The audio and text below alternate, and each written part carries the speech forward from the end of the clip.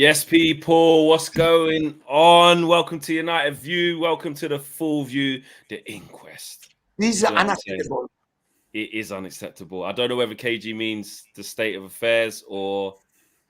No, I was just gonna say, no, Marcel looks like. Have you watched Home Alone too?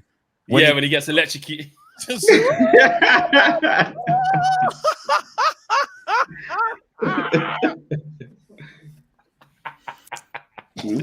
Well, KG just went straight there like we haven't got actual serious things to talk about today. Yeah. No, but we do, but you can't ignore that. I've seen in my life, bro. He came in and I was like, it is proper giving that character. Big up to John Shin, big up to Marcel, big up to KG, big up to Owen.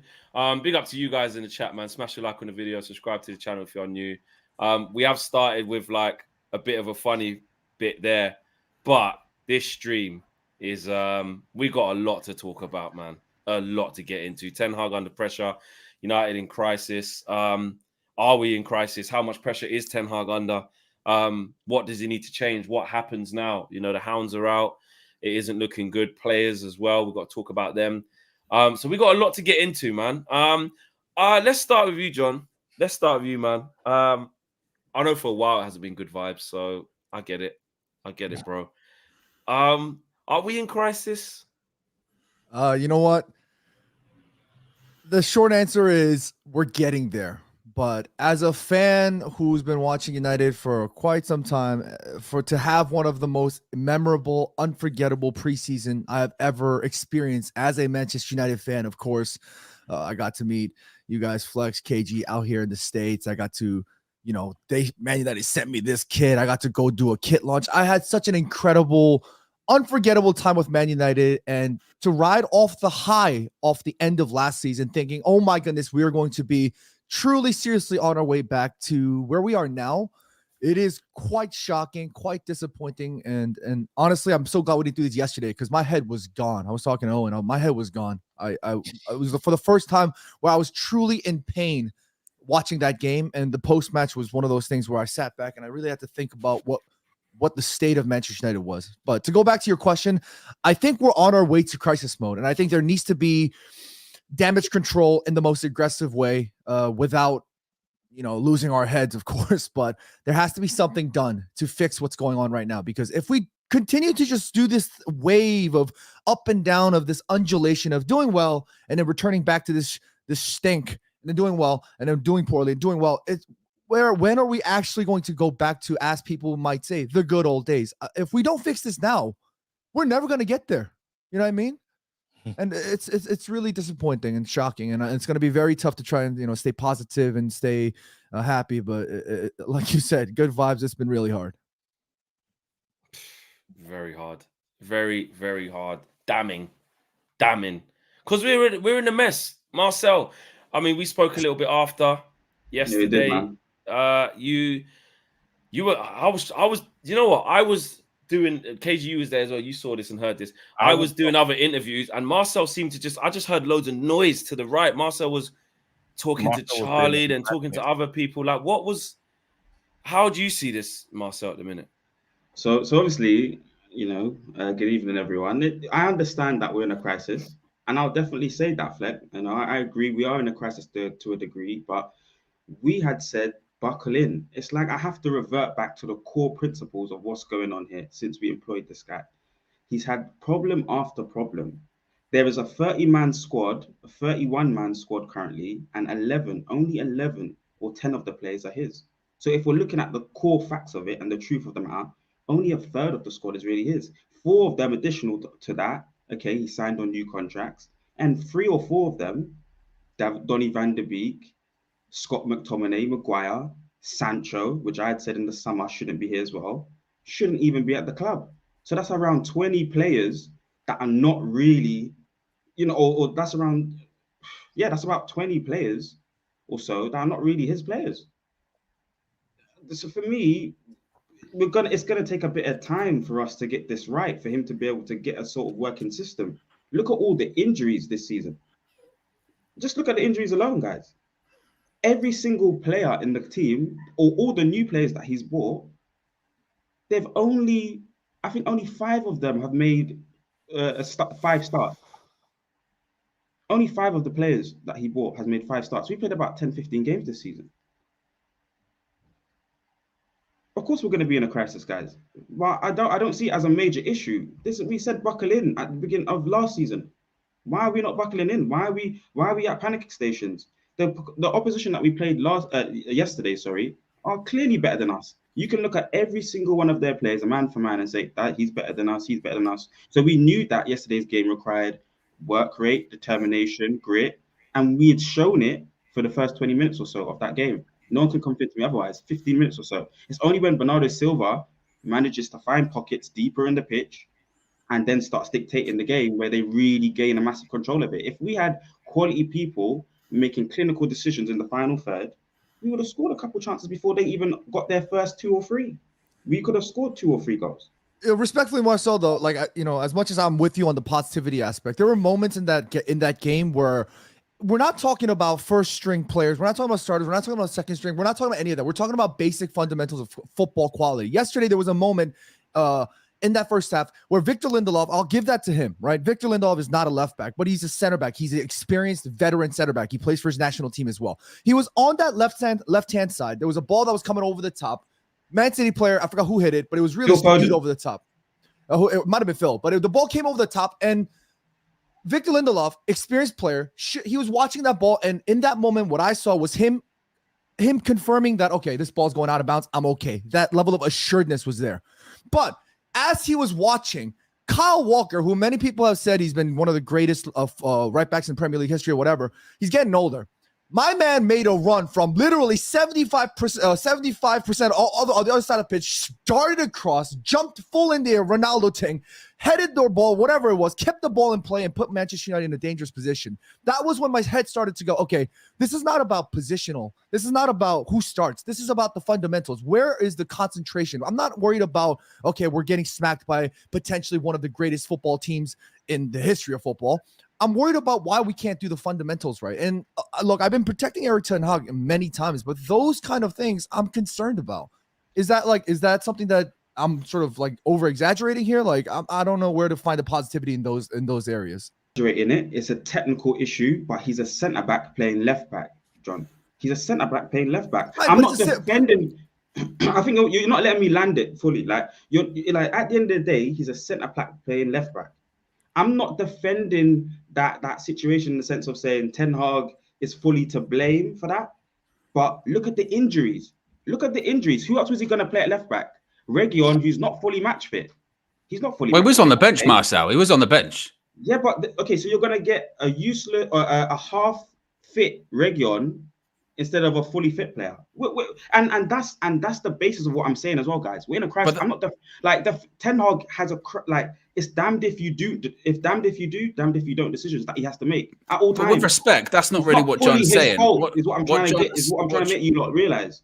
What John's saying there is that you can talk about injuries and you can talk about positions and all that kind of stuff. What we're talking about is like grit. We're talking about desire. We're talking about work rate.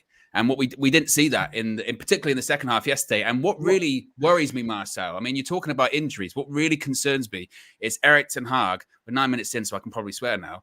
Where he's saying mad shit. He is saying mad stuff, Marcel. Okay. And again, this isn't Erik Ten Hag out because apparently, if you criticize him, you want him to get sacked, which is not the case at all.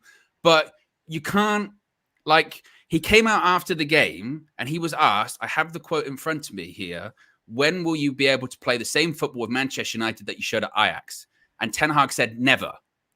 We will never play that football because those were different players. This is also not why I came here. We are playing different football than I showed at Ajax because I have to, because I can't play the same way. The players decide how you play. Ajax is a very typical and characteristic style of play. With Manchester United, I will always show different football. I did so last year as well. We play much more direct football here because I have the players for that here. Now, granted, you could look at that and say, well, he's saying that maybe some of his players aren't technically good enough. Fine. Get that. No problem.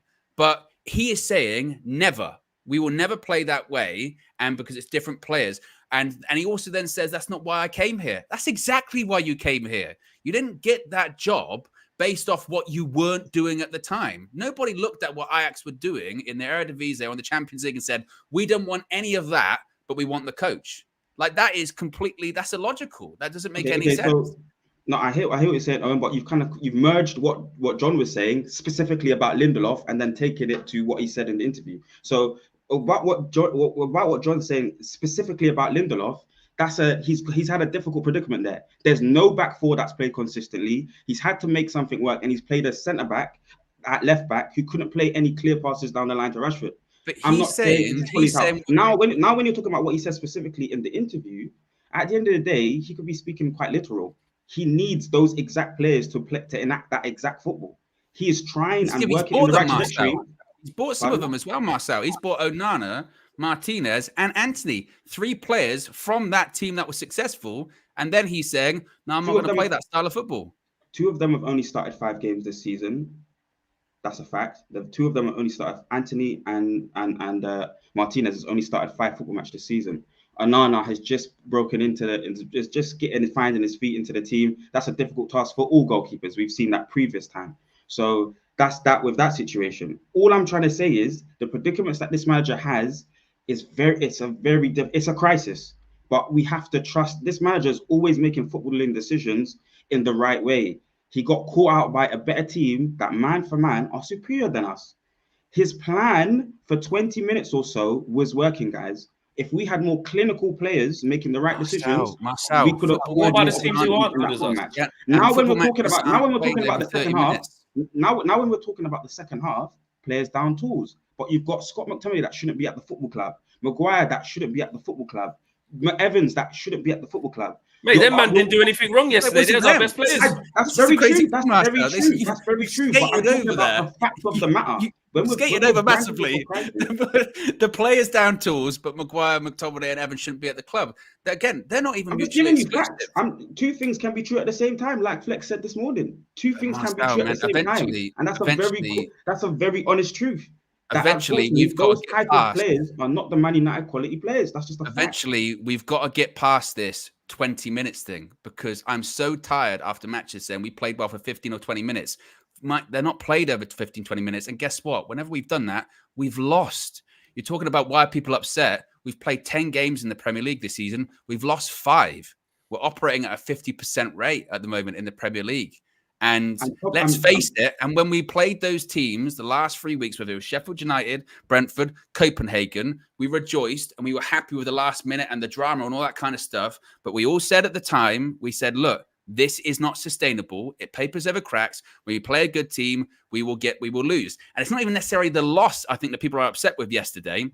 Most people knew we were going to lose. Realistically, what is upsetting is in the second half, again, it was just, we've lost. There's no point. Like let's jog. Marcus Rashford jogging, body language, Bruno Fernandes, petulant, going around like that again and again. And ultimately, when you're the manager and you keep picking those players over and over again, and they keep doing the same performances over and over again, eventually, yes, you can still blame the players and justifiably so, but eventually you have to point to him and go, why are you still picking them? That's still the problem. Well, we got to a point last season where we was like, just play the kids. For crying out loud, just play the kids. We don't care about the results. And we're slowly tumbling into that situation again. So he's damned if he do, damned if he don't.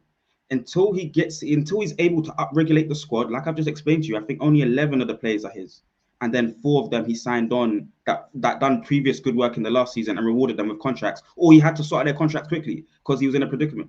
So only 11 of the players are his, and only a few of them have started 7 or 6 games this season. That's the reality. These are realities. Anthony Mason Mount on the bench yesterday. They've just come back from injury. They've just come back from injuries. They're not fully match fit. You can't play non-fully match fit players in these kind of top-level football matches. You can't do that. Reguilon's not fully fit. You can't play him in a top-flight football match. You can't. Not for 90 minutes, in my opinion. I'm saying 2 of the key players there in Anthony, the most expensive one, £85 million, Mason Mount, first sign in the summer, both on the bench. Why? He didn't want Anthony for £85 million. All of us know that he's a £35-40 million player. Surely, he's still not you're not suggesting that he's not that. He wanted to buy purchase the player at 40 million. Again, the rotten club, it starts from the top down, and you're seeing it manifest itself at the on the pitch level. But it's at the top down. That's the reason why we're talking about things start well for 20 minutes. We always We always purchase a couple good players at the beginning, and then we start going bad after the second season, after the second window. That's the same kind of thing. You know, we start winning games, and then the second half it's rubbish again. These are just patterns manifesting on the pitch now, in my opinion, anyway. A lot of people, here's the thing, Marcel, what I think, which I've had to, realize a lot in the last couple of months, which I have to take time. I think we all should take time to get to an eventual position on how you feel things are going. Yeah.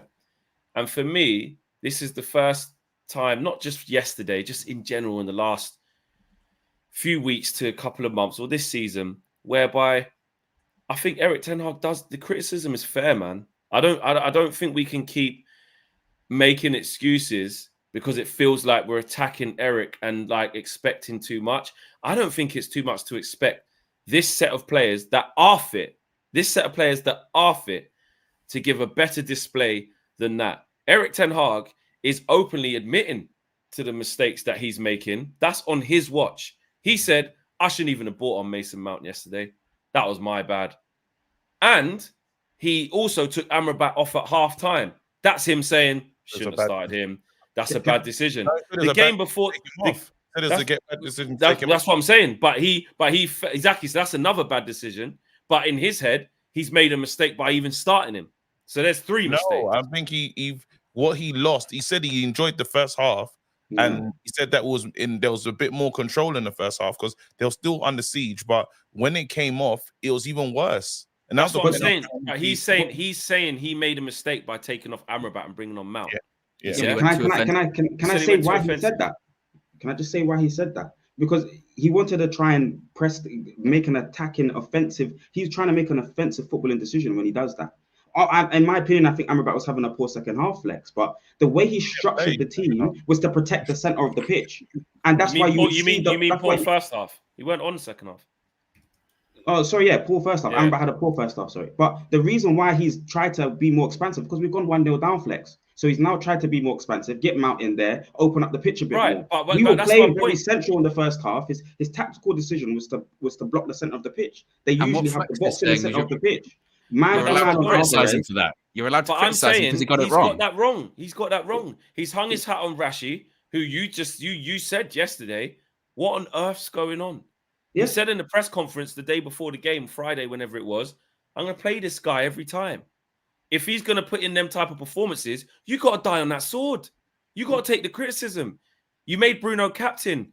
Us as fans said Bruno is the real captain. Yes, take it off Maguire, give it to Bruno. Who else do we have? Like KG said to me yesterday, I could name 11 players equally. It's like, you can't give it to them. But the way Bruno is playing and not taking him out the side, he's hurting the side. That's on Ten Hag. Then even away from them decisions there, you have to look at how we're playing or lack of. We have no idea what the idea is. I couldn't tell you. And I don't think I think Ten Hag is going through an identity crisis whereby players will, and whether it's right or wrong, players will be in that dressing room now, looking at it, going, do you know what I mean? All right, you exiled Sancho, which I agree with, by the way. I said all this earlier. I agree with these decisions. The Ronaldo situation, you chose that he weren't the right guy. I agree with that. We were all praising those decisions. I'm not saying they were wrong decisions. But when the results don't go your way, right, and there's a lack of guidance, there's a lack of structure above that, that's the bigger problem at the football club, which I 100% get. He needs to still be held accountable for the things that he is choosing to do. Not Joel Glazer, not Avram, not, do you know what I mean, Sir Jim Ratcliffe, who ain't even here yet, not Richard Arnold. They've got their own criticisms that they deserve to be at their doorstep. But on the training field and in the 90 minutes during the games where the subs ain't, how on earth can Marcus Rashford stay on that long? How on earth can McTominay stay on the pitch that long? How? It doesn't make sense. And these are the things where people are getting pissed off. They're saying, I don't want Ten Hag to be sacked, but I want him to start making some better decisions. And then when he's saying that the reason why he didn't start you know, the team that we thought he would start was tactical, and then it goes that wrong tactically, who are we supposed to blame? Who is who then? Because I don't know. There's a percentage of it that goes on the quality of the footballer enacting the tactical plan that he set out in the game. Because at the beginning of it, it forced turnovers, like he's been saying, like it's been doing. Do you know what I'm trying to say? So there was opportunities. If we executed differently, his tactical plan would have looked completely different. His tactical plan was to guard the center of the football pitch, and then it wasn't working as one would have expected, and they got a penalty that was it was a penalty. So the second half then comes out, and he tries to open up the pitch a little bit more. Out comes Amrabat, who again that's naive, and I'm saying that there is naivety. And we lost. That's on him. Already losing, but we was already losing. No, but you stay in the get. You don't just even that was a dubious. We have to at some point. And by the way, I'm not trying to kill him or say that it should be turned out because of this. And I agree with what you lot are saying that we should criticize. Neither are we. But the crisis is a year before this. Is that what I'm trying to say? It's not this game or this season. The injuries are there. They're like, wait until all the ballers are back. We'll be playing better. The crisis started last season. How much better will we play? How much better will we play? And I agree that we will play better. In injuries. Yeah, of course. I'm asking by how much. I know we will play better. How much better will we be if you added Varane if you added because it wasn't Varane. Varane's fit. He said it was tactical. So if you added Luke Shaw and Martinez into that game, how much better would we have been? Tactical is also managing health of players for me. And Casemiro. Better. Yeah, tactical is also managing health of players for me. But Ten Hag is trying to play football from the halfway line. So that's what you'll be expecting to see for me. Let me jump in. Sorry, man. Let me jump in, man. Let me jump in. All right. So I honestly feel that you have to be honest. And it's not even an attack of you, Marcel. We just have to be honest and say, look, our manager's making mistakes. That's it. Like, it's not hard to, it's fine. You're still a Man United fan. You still support the club. You still back the manager. Our manager's making like fundamental mistakes. And then the issues that he's having is that this season, they're critical mistakes as well. So let's say his recruitment, while Rasmus Højlund, I think he's going to be a fantastic player. And I think he'll be great. Rasmus Højlund's a very good signing. Mason Mount is a signing that is confusing. I'm not saying I blame Mason Mount. I still think he's a good player. I just believe that the acquisition of Mason Mount and the 4 bids when you put him on the bench doesn't make sense. It is like you're getting backwards. And then after, if you sign Mason Mount with the all intentions of to play Bruno on the right-hand side, then I've got to look at you as a manager and say, what the hell are you doing?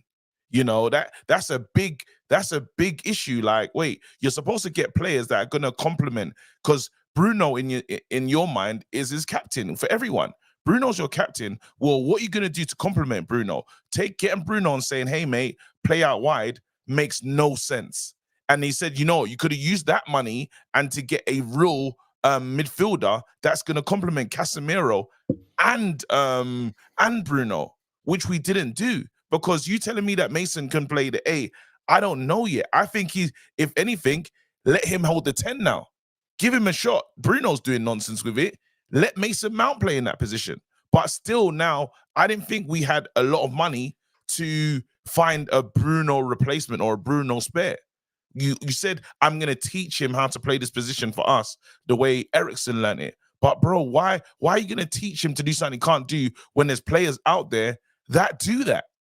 That's the confusion. And it's the fact that we went back more than once. Now, the Anthony one, he's pretty much said to us in that game, well, I don't trust Anthony. Because in your biggest game, you said, drop someone that's supposed to be a real right-hand-sided player and play Bruno out there. And everyone, you don't even need an FA level 1, level 2, or UEFA B license to know that Bruno does not work on the right-hand side. So these are the issues that you can say, you know what, Ten Hag, you got this one wrong. Another one that we're consistent with is the Rashi thing. Rashi's not playing well. Yeah, it doesn't take a genius. Fix it. Like, fix that thing. And that's why when you say how good can we get, he has to go against himself now. He has to say, Rashford, you're out of the team. Bruno, you're out of the team. And then again, even if you say it's not even the same level of quality, Actually, and another one, McTominay. Everyone knows here you are not a 6. We've been trying to convince ourselves you're a 6 because your stature, your body, your build, this, that, and the other. You cannot play there. If it's not like, if it's not playing just behind the striker in the 10, I don't want you on the pitch. These are simple fixes that he can make and make us more pragmatic. But then after, it's like he's making bad decisions alongside saying a bit of mad things in press conferences. It's a horrible combination. So right now, he just needs to, and I still believe in the manager can fix this, but he has to be brave now. That's it. I'm just going to read out. There's a whole load of super chats here, and I think Kenny is with us. Kenny, you there? Yeah, good evening, gentlemen. Okay, good stuff, mate. I don't know if you've seen before. Obviously, we've got a lot to talk about, a lot of serious stuff. No, Spanish internet providers are causing problems, man. Oh, gosh. Yeah, okay, fair play. Well, you're here now. You're here now. I'm just going to read out these super chats because there's 24 now, actually, so I need to get through these. Keegan says, everyone has their say today. I hate comparing to Arsenal, but trust the process. Arteta went through the same process. Ajax said it. It's going to get worse before it gets better. Aminor says, our team is toxic. Eric Ten Hag needs to drop his favourites. WJ Barrett says, Andre 3000 and the panel, big ups. I was talking about Marcel, Andre 3000 there, got the hair out. Keegan says, Jackson 5, big up the UV fam. Sandra says, a mate of mine who is a sports scientist told me that it's likely that the injuries we are having is due to training intensity. Hashtag Ten Hag in. William says, Marcel with the do you remember the time analysis, you know. Josie says, are United fans really looking to replace a manager less than 18 months into his reign? Eric Ten Hag is struggling, have to stick by him as hard as it seems now. And I think all of us agree with that. All of us agree with that. Abhishek says, Ten Hag wrong decision list, sign Mount, Evans, sell Alvaro or loan. Keep starting Rashford and Bruno. Make Bruno captain. Play McTominay in a 10 and Lindelof left back. Tiemann is a new... Sorry, just to quickly jump in. I know you're going to... Just the Bruno thing. We knew he was going to be the captain. He was the captain last season. So exactly. And who else do you give it to? Tiemann, thank you for becoming a new member. Big up to you. Big up to Show. Show says, we are here 2 years ago under Ollie. We were here 2 years ago under Ollie. 2 years before that, Jose, 2 years before that, LVG. We'll be here in 2 years under the next manager. Sanjit says, forget yesterday. Look at the games we have won this season. Lucky in every single one of them. Look at what Emery has done with Villa in a short time. Big up to Alex. Alex says, shout out to Marcel. Man, spitting facts. We don't know the behind the scenes in the club. This manager has to deal with a lot more than other managers. Agreeing with Marcel. Kujiro says, the manager plays players out of position. He doesn't trust his signers to play their proper position, so why buy them? He constantly contradicts everything he says. Zoten says, lucky wins against Wolves, loss versus Spurs, 2-0 down against Forest, 3 L's in a row, poor 1-0 win versus Burnley, lost against Palace and Galatasaray, 2 goals in the 90th minute versus Brentford, poor 2-1 versus Sheffield United, poor and lucky versus Copenhagen, poor versus City. Ten Hag out. Court Star, latest member of the UV Members Club, big up to you. Red Scare says, we miss Luke Shaw and Leacher terribly. It's affecting how we play the front line through. The decisions aren't great. Zoten also says, Ten Hag said he won't even change our football to Ajax's style. He didn't even try to change us. Shocking manager, weak man. We brought him for football. Alex says, guys, if you think about it, Ten Hag was building his style of play with most of the players that are injured. He didn't play Scott and Maguire last season. And Chalaboy comment says, disagree with Owen. Eric Ten Hag can't make us play the Ajax way. We don't have the players for it. United's whole DNA is not built for Ajax style. It would require a structural overhaul to do so. Our players are simply not good enough. And Vacation Pappy says, I feel like as fans, we're even more frustrated because we've seen these players perform like this for years, whereas Eric Ten Hag is still learning about them. Zoten, another super chat. Zoten says he's scapegoat young Jadon Sancho, while Rashford, Anthony, Bruno have been poor. He plays 2 donkeys in Mount and Bruno with Casemiro that leave Casemiro exposed. I'm sorry, Casemiro, we don't deserve you. Red Devil 99 says Eric Ten Hag isn't faultless, but sacking is just a cycle. All managers, players that come in look shit and depressed. Prime Messi will turn into Weghorst here. Soham says, Marcel, I'm having a lot of hair fall. Any advice? Any advice, Marcel? I think that's just genetics, isn't it? Yeah, genetics, man. Fruit and water. Yeah.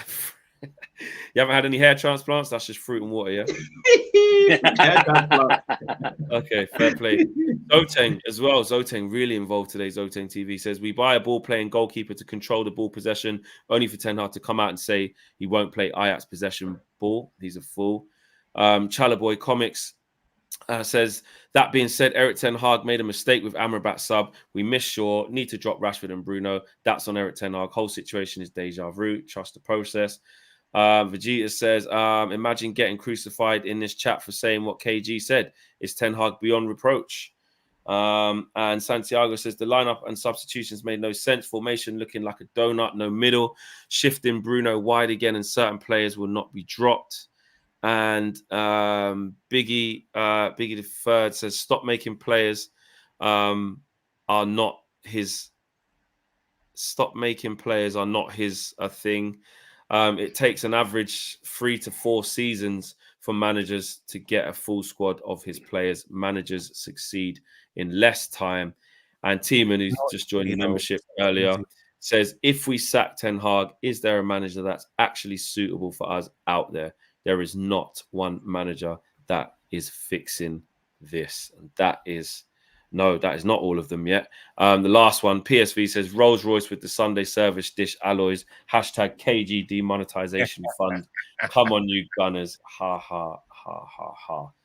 That is the 30 super chats, guys. As you can see, everyone wants to get involved. Fleck. Yes, I shall be going on mute for a couple of minutes. Kenny, you've just joined us. I know, man. What say you on what's happening, mate? I'm just as disappointed as everybody else. And once again, you're trying to analyse not only yesterday's game, but the past 3 months. I don't know if he's stubborn or arrogant, but he's definitely one of them. Because what I'm not grasping, and I'll start with Marcel, right? All right, didn't play today, but part of the problem. But 3 months ago or 2 months ago, he said, we play better football as Manchester United when Marcel is fit. He's never played him since. He comes out in the press conference the day before, and somebody asked him about Mason Mount. He says, Mason Mount will be fantastic against City. He's got this. And I'm thinking, Mount's in the team. I honestly thought Mount was in the team going off the previous day's press conference, the way that it was, he was bigging him up. So, you think, well, what happens next then? So you see the lineup, and I'm thinking, well, Varane must be injured. And then I see Varane on the bench, and I'm thinking, Johnny Evans is playing and Varane's on the bench. I'm not getting it. We then look over to the left. Reguilon is fit and he's on the bench. Then he doesn't put Delors at left back. He puts Lindelof at left back and Delors at right back, when we know that Delors has played left back and Lindelof can play right back. So the back four to start with, I'm thinking, it's what is this? What was he playing at? And then as we go further in and we go to midfield, and I see Amrabat and I see Harrison, yeah, I'm thinking that's all right. Then all of a sudden, I'm seeing Bruno out on the right wing again, and we've got Anthony on the bench, and we've got Mount on the bench, and I'm thinking, the balance is all wrong. And then when we started the game, I just thought he'd have come off there happy with a 0-0 draw. I honestly believe that, because I think he thought he could have easily, with two banks of 4. And when we had the ball, or when they had the ball, we had a bank of 5 at the back. Amrabat was dropping into the back line. And I honestly believe that he'd have been happy with a 0-0 draw. But everything just unfolded in front of him. And the fans as well. All the way. And how many times have we said it? And the super chats, we're not blind, are we? We're not blind. Marcus Rashford is completely 100% out of form. 100%, right? Bruno is not the Bruno that we know. But to be fair to the lad, he's putting him on the right wing when we've all seen him. He puts McTominay to number 10. Now, he's playing Maguire and McTominay. He doesn't have to play McTominay. 3 months ago, he's trying to sell him. He's trying to get him out the club. He's trying to get Maguire out the club. Yet we've got Varane on the bench. We've got Mount on the bench. How can you pay 150 million for 2 or 3 players? Your biggest game of the season, your team's completely out of form, and they're sat on the backside. They're sat on the backside on the bench, and you have paid over 150 million for those players. Do you know what I mean? And you're putting players in that you're trying to sell. It just doesn't add up. So I honestly don't know. Is it stubbornness? Is it arrogance or whatever? You touched on it yesterday, and I've said it for about a month now. This man is going to fall on his own sword. As much as we want to see him, succeed, and we're desperate for it. You know we're desperate for it. But we're the laughing stock of the Premier League. You don't need to worry. We are the laughing stock of the Premier League. But if he's not very careful the way he's going, is he go? I'm just thinking to myself now, right? Is he expecting Rashford to get 2 goals on Wednesday night against Newcastle, and then everything's okay? Then everything's all right. Then you'll all forget about it. And is it the same with Bruno? Is Bruno going to have a couple of worldies? You'll all forget about it. But these players are out of form. And he has to make the changes. And it's irrespective of who he puts in. But he's got to give him the chance. If it's Marcel on the left, if it's Palestre, if it's Garnacho, it doesn't matter who it is. It doesn't matter. If it's young Cunny, maybe in the middle, put them in. Because the people that you were trusting, Eric, are going to lose you your job. That's a fact. Can we say something though? This is why we can't lose focus at this club though, because even while this is true, all this stuff is official, right? But look at the club though. You know what I was doing? I was looking around, and I was like, if they sold this club, it's different. The whole vibe and the whole feeling can change, because there can be some real level of hope. Right now, we're talking about a club that's going to be bought for 25%. The way that the club is being treated, like this club is being allowed to be broken down by the owners. If you get a good manager, because I still believe Ten Hag is a good manager, but good managers need the quality players. They do need these things. You have to be realistic. A good manager needs, again, look at the players we've missed out on, and that's a crime. You know, So that's not good. KG, living today. Don't live in the fantasy world. The real world is this, right?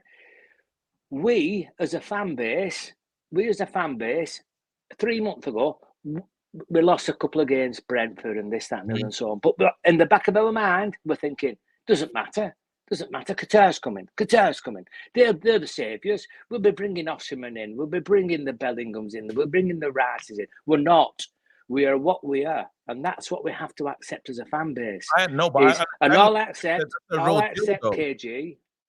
I don't have a problem. I don't have a problem if we don't get taken over by the oil barons or whoever. Whatever problem is, it's a manager that's coming out and saying to me as a fan, right, that I've bought this player because I believe they're good, right? No, and then sitting them on the bench, in big games, you can't get away with it.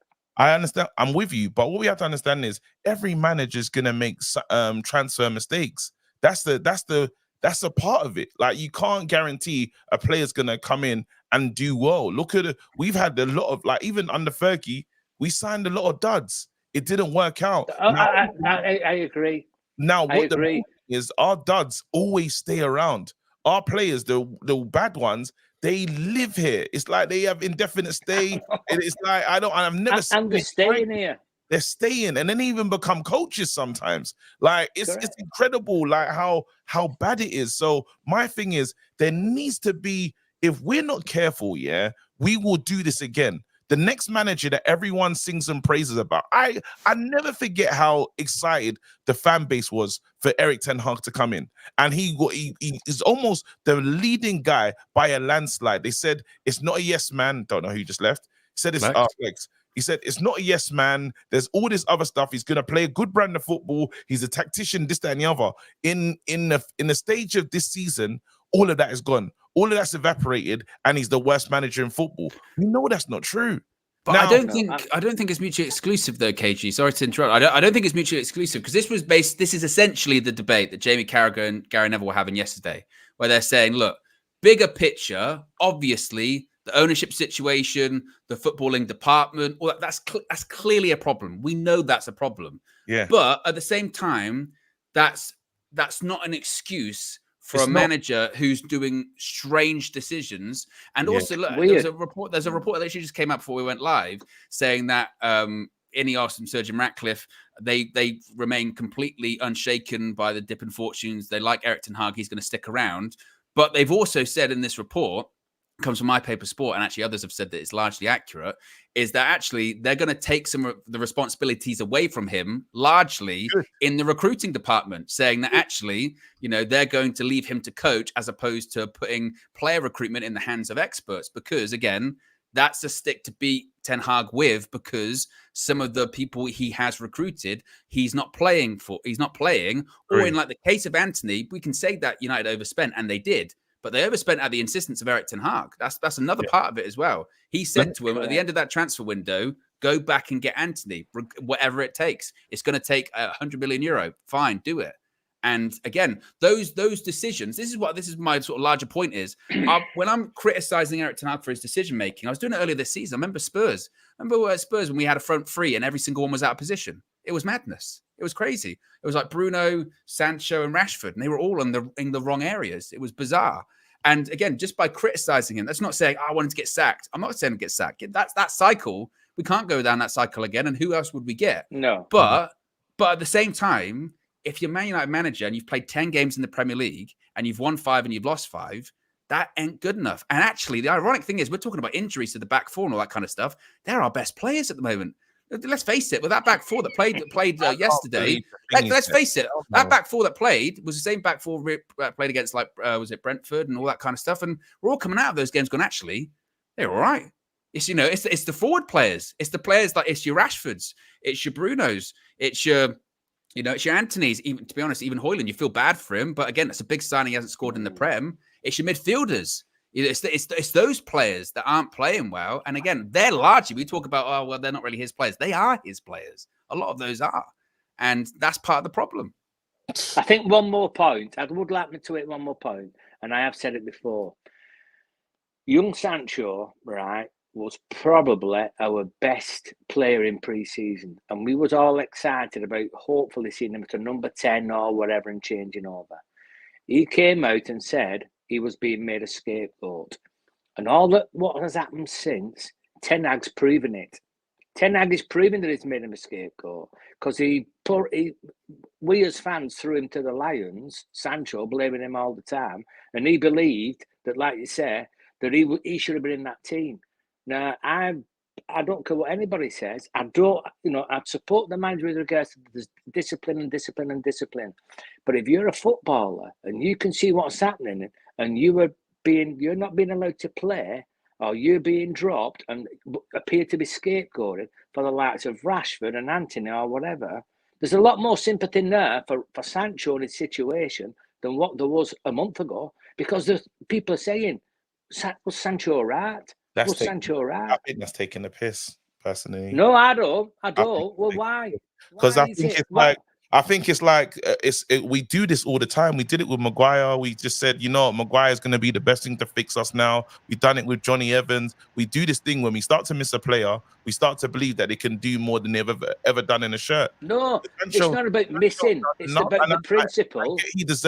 I get that he deserves to be in the mix. Sancho's the reason why he's not in the mix. Like, we can't forget that. Like, he had one job. Sancho posted something that he didn't need to post, and he would have been in the team. Yes, he could have taken on the chin. All Sancho had to do was take on the chin. Now, if Sancho, let's say that thing never happened. Now, we're watching all these Rashford stinkers. We can now say, hey, manager, where the hell is Sancho? Like, are we saying right now, let's look at the Amrabat situation. Not Amrabat. Let's look at the Hannibal Maidry situation. He's done nothing to be dropped, but he's been dropped. He's been unfairly treated in this squad. If for Sancho, that's a different situation, but it fits the narrative now. It does. It's not a case of fitting the narrative. It's the point of view that we said at the beginning of the season when they were playing bad, that we'd seen Sancho playing well over in America, and it was commenting on, let's see him to number 10. We believe that the lad is never, doesn't matter. But then how many good games has Anthony Rashford had this season? How many good games is that? How many good games has Bruno had? Preseason was the worst. I worst. think he's been scapegoated. I think preseason was the worst preseason I've ever seen. And even you lot really know. After preseason, I come out after me and Flex have finished a preseason. I say, "Hey Flex, I think we're gonna win the league." Usually, I'll say something crazy and mad. I said, "Flex." Preseason ended. It was that we closed it, and I said, "Flex, I'm worried. We need more time. We're not ready. That was the worst preseason I've ever seen." So if anyone says that Sancho be sure you playing because he was running about as the number 9, I don't see it. No, I don't. I'm not saying he should be playing because of that. The point I'm making is that his principle of what he said was he felt he was being scapegoated for the team. And what's coming to bear now is he's right. He was. That lad had a right to start ahead of the likes of Anthony and Rashford because they've not played well all season. They haven't played well all season, and the lad wasn't given a chance. And the lad was dropped for said he wasn't training correctly. Well, I don't care how well Anthony and Rashford are training, right? I don't care how well they're training. Are you with me? But they ain't doing it on the pitch. But there's a whole load of super chats again. What was the last one I got to? Stop making excuses for the play. It was this one, PSV, then this one here. So, right. Vijaya says the biggest fix for all the problems is having a proper sporting director or director of football, getting hardworking players and not going for shirt sellers. Jalapeno 2 says fans need to calm down. Injuries have messed us up. With Shaw, Martinez, Bissaka, do we lose 5 games in the league? No way. Say we win 2 more, that's 21 points and more confidence. Give Eric Ten Hag time. K Flo says I fear for Eric Ten Hag because the November and December games are peak. Yeah, they are we got a difficult November and December for sure. Jalapeno 2 says injuries have a massive impact on teams. Example, Chelsea starts the season, Liverpool last season, defensive issues, Arsenal, Saliba end of the season. K Flo says he could be gone before Shaw and Leach return. As in Eric Ten Hag. Red says, why are we so critical of a style of play when we have so many injuries? City lost 3 without Rodri. Name other teams that could cope with their back 4, without their back 4. And Anjade says, it may sound crazy, but if Ten Hag has realised he's lost the dressing room, maybe he's trying to get himself sacked and not resign and lose out on a payout. I don't think it's that. I don't think it's that. Arsenal, but thank you for the super chat. Arsenal Champions League winners 23-24. Already, says, wow! Congratulations. Yeah, says Chelsea might have points deducted. LOL. Don't know. I haven't seen any news on that.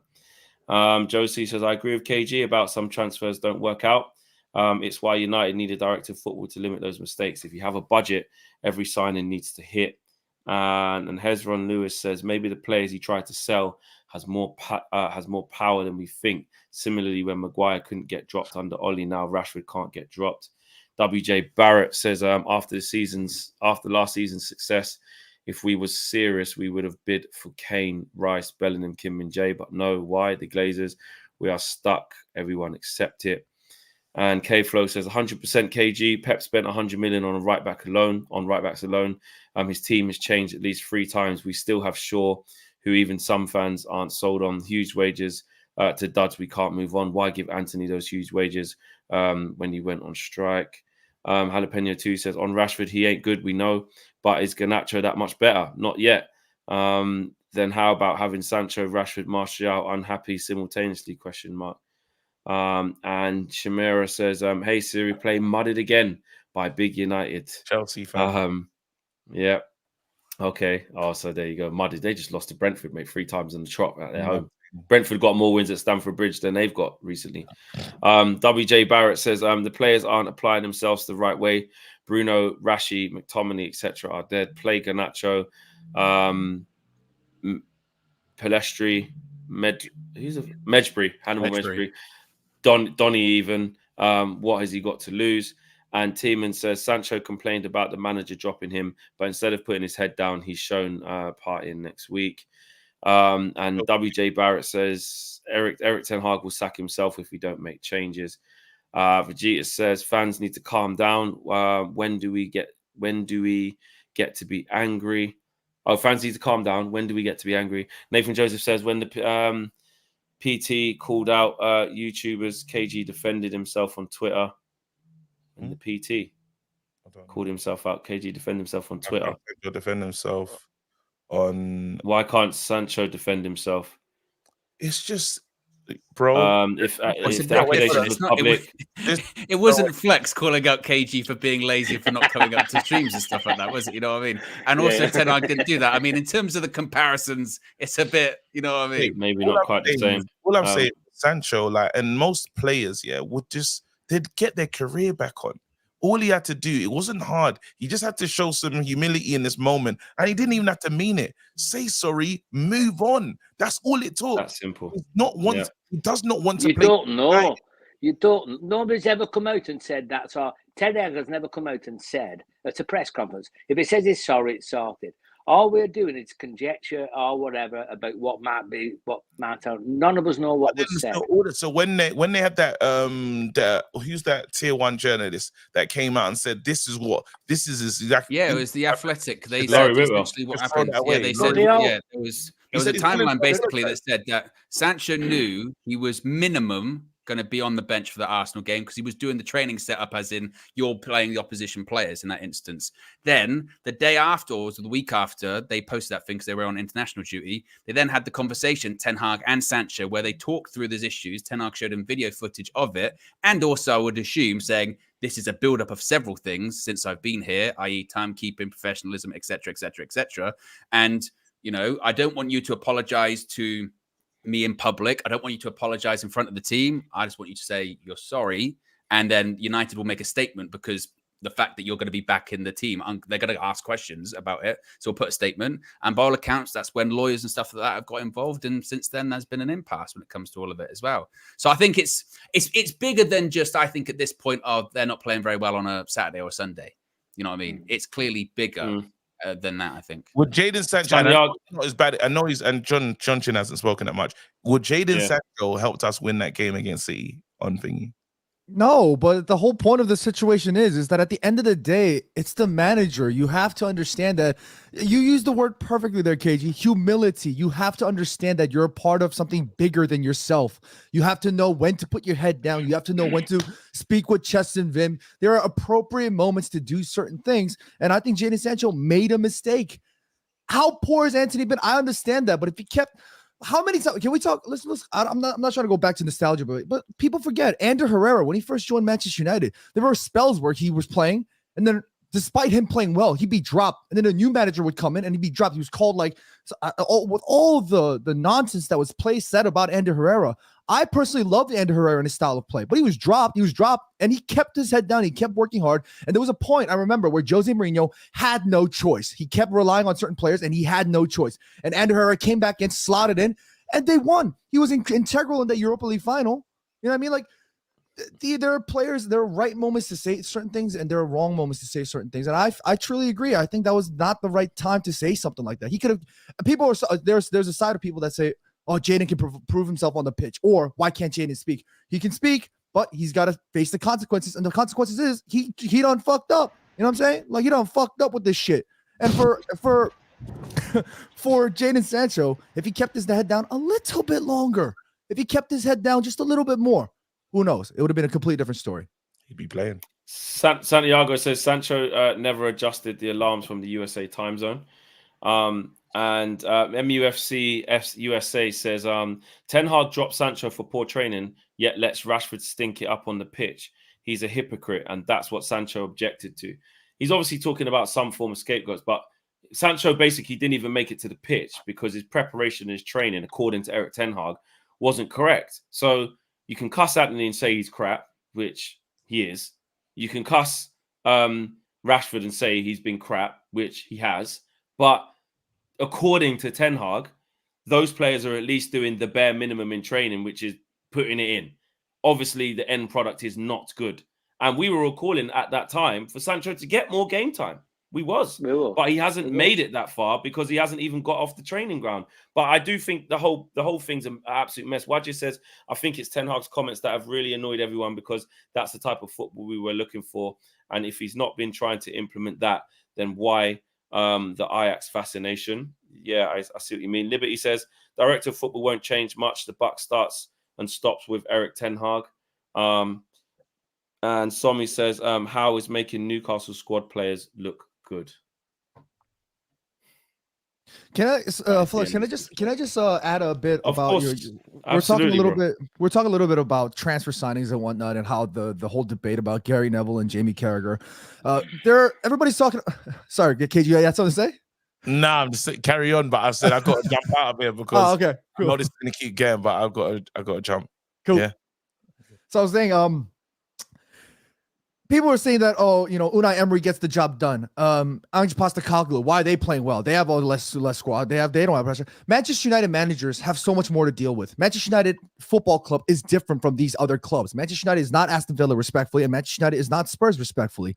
Now, that being said, we were talking about transfers and whatnot, sort of delegating the jobs properly to different sectors. We need a proper sporting director. We need somebody that knows how to purchase properly, irrespective of what the manager wants. We need to come to terms on how that money is going to be used properly. What Manchester United cannot afford to do is dress up in full Asda clothing and just rock up with a Rolex on the watch. We can't do that. We got to spend that money and drip out the entirety and then get the Rolex. You know what I'm saying? Like, you have to understand how to put on a proper fitting. It just doesn't work when we're just piecing players in a different, weird, unstructured, no real sense of direction kind of way. And look, Erik Ten Hag, I back him fully 100%, but there are certain things that we need to get right collectively. And I think transfers is a big issue. Like, people talked about Jack Grealish last season. Everybody was on Jack Grealish's case because Man City played that much money and whatever, and he wasn't playing and all that. Mason Mount is in a similar circumstance. When a team is in a healthy position, they can afford to make these huge signings and get the patience and the time to be able to, grow them into the squad. Manchester United can't afford that patience right now because we just didn't have a proper balanced squad. We talked about Casemiro and Christian Eriksen. They're obviously, in the sort of the latter stages of their career, respectfully speaking, they passed their prime, if anything. We should have signed more players to fit the system. We should have signed proper defenders. How many times we're talking about Kim Min-jae? How many times we're talking about Todibo? How many times we're talking about Frankie de Jong? I was twerking, shaking my bunda, doing freaking Asian magic, throwing rice grains on the floor, saying this is okay. Frankie de Jong's coming. No, y'all should have seen my old videos. I was doing whatever I could to, push this idea that we should find the balance better, but we haven't. And this is where we are. So there's a plethora of issues, and I think it can get better, but we have to acknowledge the fact that right now there's a lot of things that have not been good.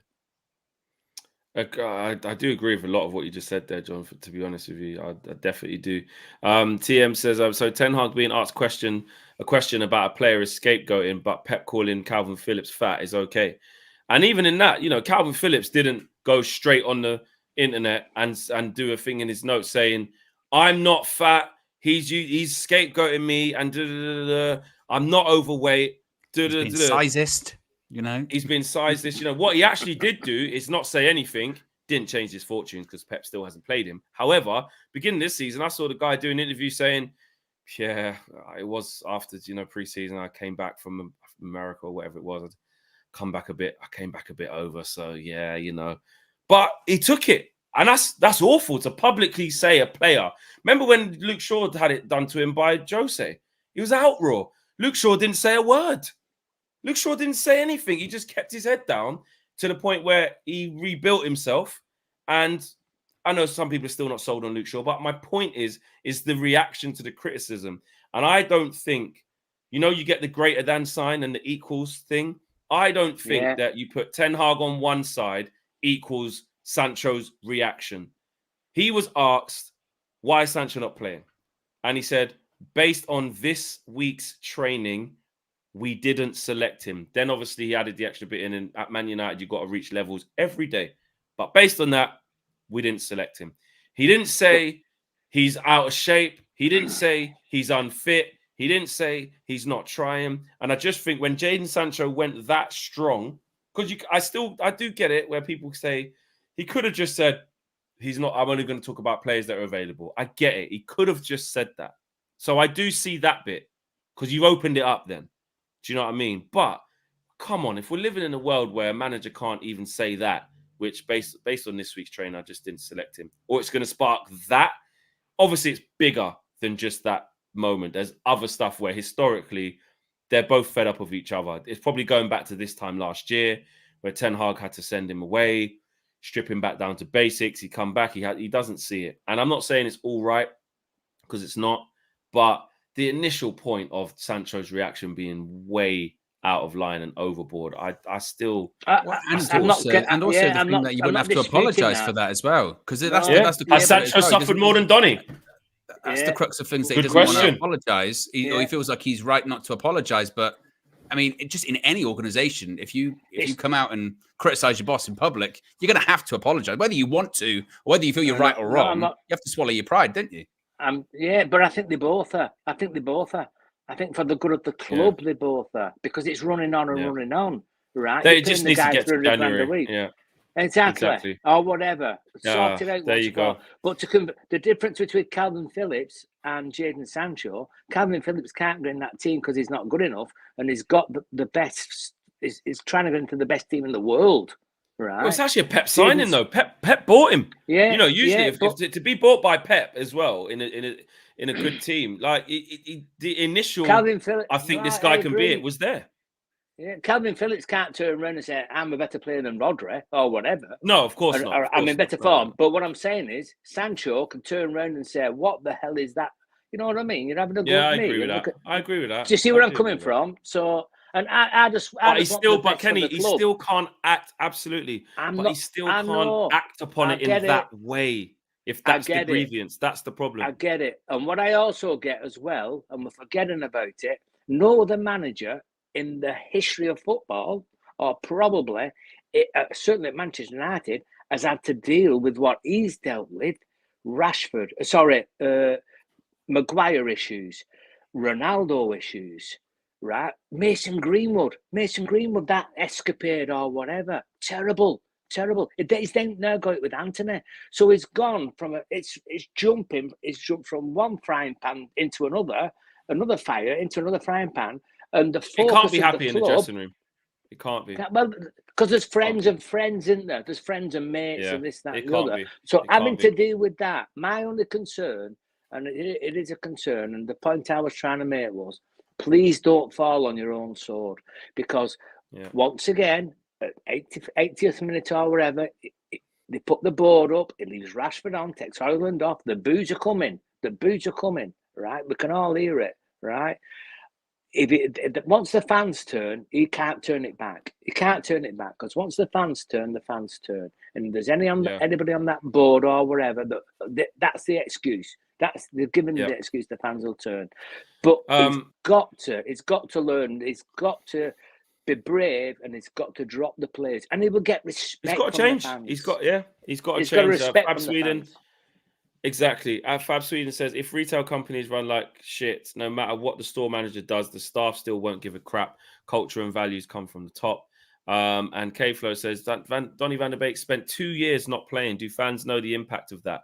Man didn't go online to gripe. He just got on with it. And Frankie de Jong, we should have gone for a player in the mould, not Mount. Listen, we've come to the end of the show. One more here from Jamaican United says, if Ten Hag is not playing Ajax ball, then why is he here if all we're getting is Ollie ball? Seems Eric Ten Hag is beyond reproach. Eric Ten Hag out. Listen, not the shows we want to be doing. Not the shows we want to be doing. We want to be talking about positive stuff. We want to be talking about how well the team's doing and how well we've kicked on from last year. But essentially, we clearly know that just isn't the case. As it stands, and we have to bounce back, and we have to bounce back quick. Thanks for watching, guys. Smash a like on this video, subscribe to the channel if you are new. Big up to Owen, big up to Marcel, big up to KG who's gone, big up to John Shin, big up to Kenny and all of you guys watching. Tomorrow we've got a lot of content coming your way. Flexing KG show, me and Owen live in the morning as well. We've got preview coming out with Matty Renton from the Magpie channel as well. He's confident, of course he is, licking his lips, even though it's going to be a much change side, or they need to change a lot and they're struggling a bit with fitness issues, but tough game, so loads of content coming for you guys tomorrow. We are out of here for tonight. Take care, guys. It's a bad one, but hey, what can we do? Take care. Peace. And I can't find the outro. There it is.